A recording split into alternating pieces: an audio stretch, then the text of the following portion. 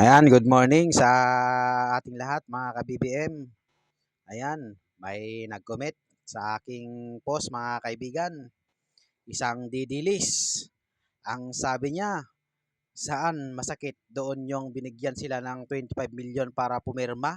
Ayan, about sa ano to mga kaibigan, pirma ng mga congressman sa impeachment ni BP Sara.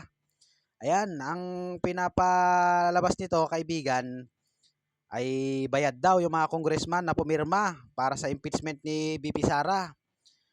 Ayan ang mga didilis, nagpapakalat na naman ng fake news mga kaibigan. Ayan. Kung mapatawad kayo sa TRICOM, hindi naman kayo dumadalo. Nagtatago kayo, 'di ba? Mahilig kayo magpakalat ng fake news mga didilis. Pero kayo'y mapatawad sa TRICOM, hindi naman kayo dadalo. Ayan. Ayan mga utak ng mga didilis mga kaibigan. Ayan. 'Di ba? Mahilig magpakalat ng fake news. Kapag pinatawag ng TRICOM, hindi pupunta at sabihin wala daw silang karapatan, wala daw karapatan yung TRICOM na magpatawag sa kanila.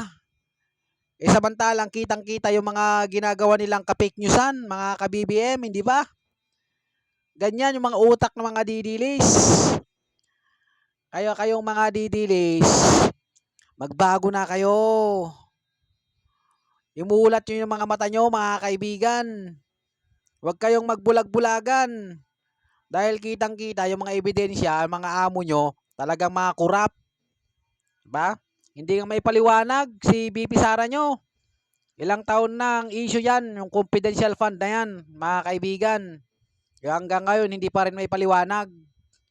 Ibig sabihin, may issue. Kaya nga, inimpeach si Sara nyo, mga kaibigan. At yung sinasabi nyong may bayad yung mga congressman na pumirma, ka-fake newsan yan. Ay kung mga ebidensya kayo, mga kaibigan, dalhin nyo sa korte. Doon nyo ilaban. Huwag dito sa fake news. Huwag dito sa TikTok. Ha? Panay kayo ka-fake newsan. Wala kayo sa hulog, mga didilis. Palibhasa. Mga uto-uto kayo. Ganun lang yun.